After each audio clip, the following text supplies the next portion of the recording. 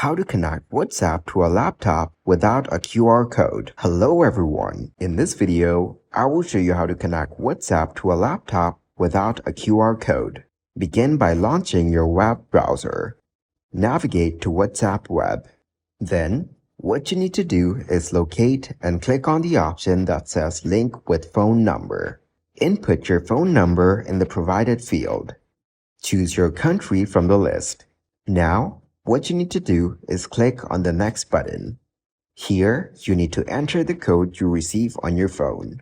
Once completed, your WhatsApp will be successfully connected to the web. So that is how you can connect WhatsApp to a laptop without a QR code. Thank you guys for watching this video. Hope you got some value. Make sure to like the video and subscribe to the channel to get notified of new videos. See you in the next one.